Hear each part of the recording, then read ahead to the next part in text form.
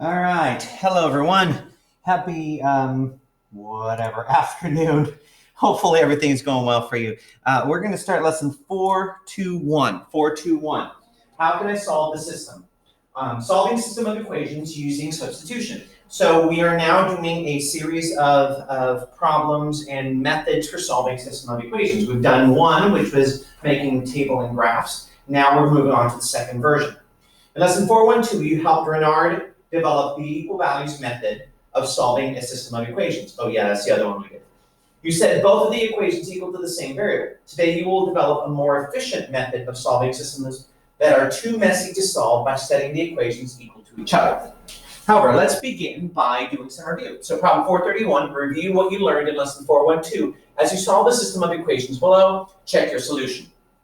So again, we want the equations to both equal a variable. Well, this equation already here is set to y. So let's change the second equation to get y alone. Now again, in this process, you have to be organized, you have to be neat, you have to be clear in your writing. So I'm going to have 5y plus 3x equals negative 13. And so I want to solve for y, so I subtract 3x from here, subtract 3x from here. I get 5y equals negative 13 minus 3x. Now at this point, I want to get the y alone, so I'm going to divide everything by 5.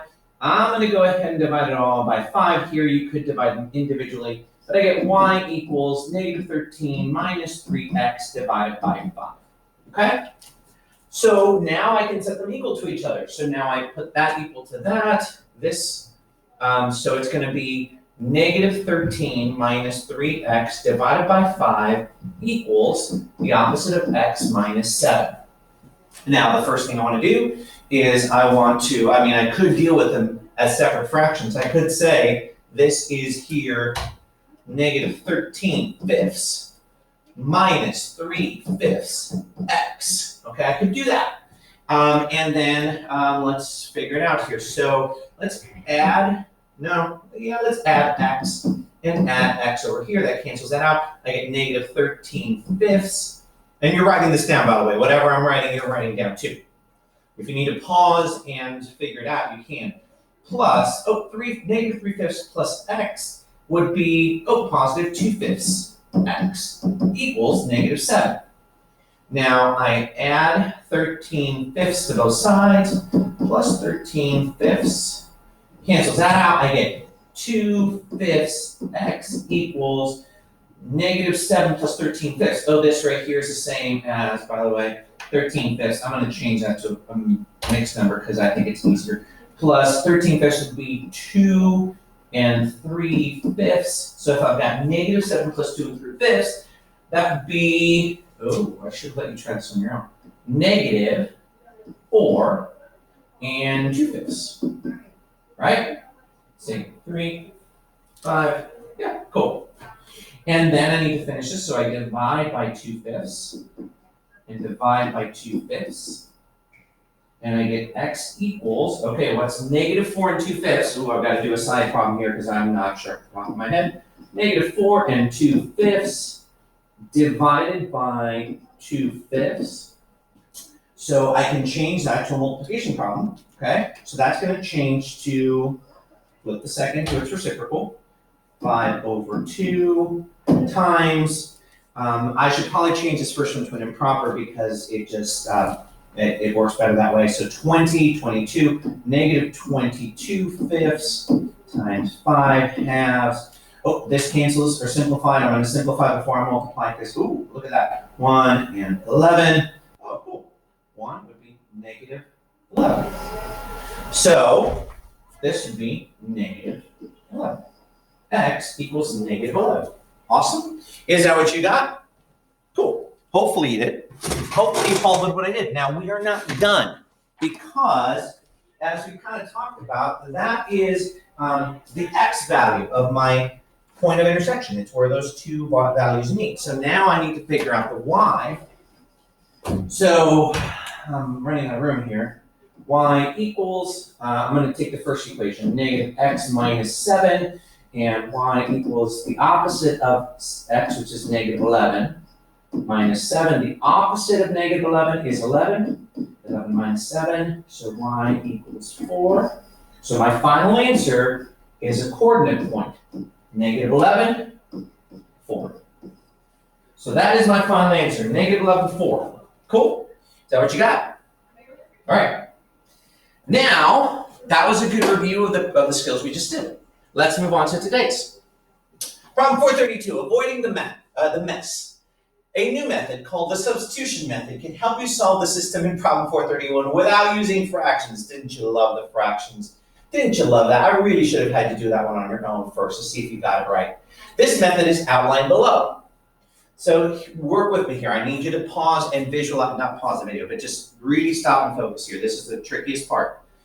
If x is equal to the opposite of, if y is equal to the opposite of x minus 7, then does the opposite of 7 minus 7, or opposite of x minus 7 equal y? That is, can you switch the x and y and get the same thing? So look at this. Can I do this? Can I take these two and just say, hey, this is the same as this is the same as this is the same as this? Can I do that? Yeah, I can do that. Okay, cool. So I can do that. And really, I don't need you to write anything down as long as you're focusing with me, okay? Don't write something down, just pay attention here.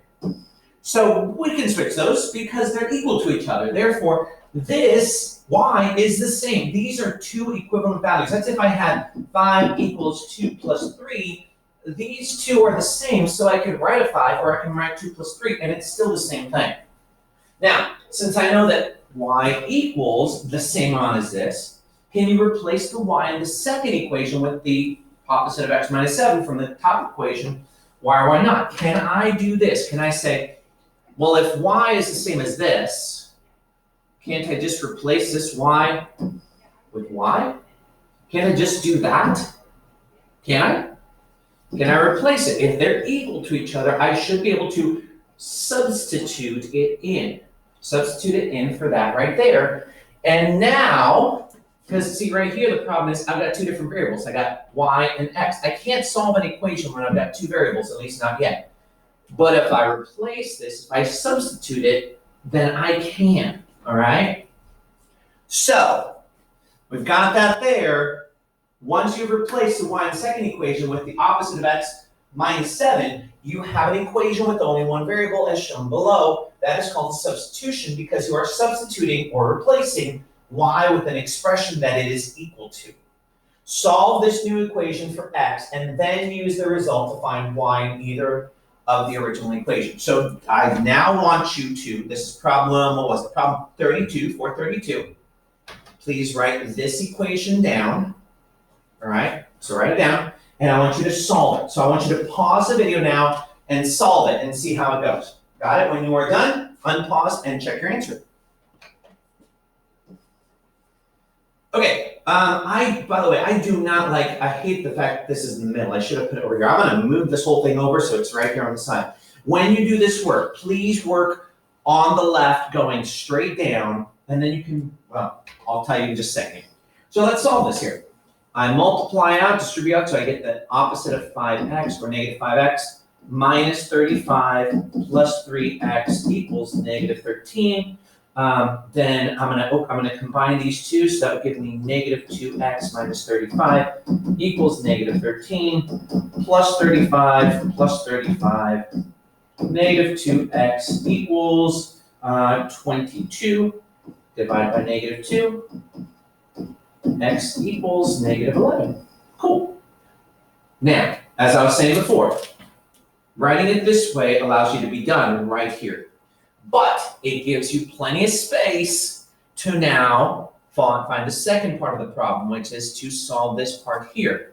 So I'm going to plug it into either of my equations. Now, what equations are they? The two equations we had at the beginning, okay? Which was, right here, either y equals the opposite of, or quantity of negative x plus 7, or 5y plus 3x equals negative 13. Since I already did it once on my first problem here, I already did the simple equation, I'm going to go ahead and do the second equation for this next problem here. So here, I'm going to show my work by plugging the value into one of the original. You always have to plug it into the original. And it was 5y plus 3x equals negative 13.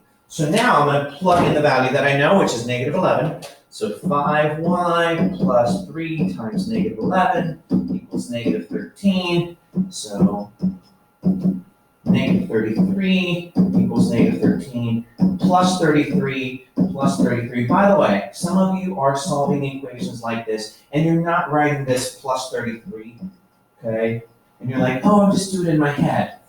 And I love that you can, but here's the problem I'm running into. Some of you are doing it in your head and getting it wrong because you're not showing your steps and you're messing up. So I worry about that, okay? So please, my preference, I'm a teacher and I still show the work. And I know that sounds kind of silly, but it's really important. And there it is. There's the second one. So my answer, negative 11, positive 4. That is a whole lot simpler than this mess, isn't it? I mean, I did this and it was a mess.